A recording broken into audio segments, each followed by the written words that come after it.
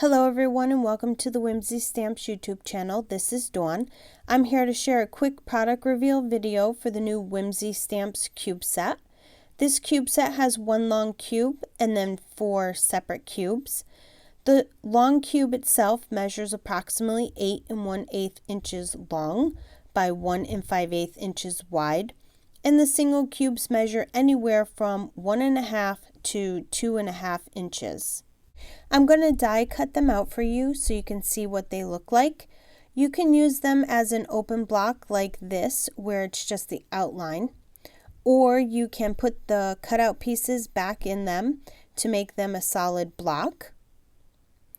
One of the other designers had a great idea and made a box with it. You just cut one of the squares to make the lid so you can make it look like something is popping up out of a box.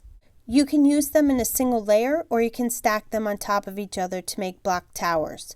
You can do so many different things with them.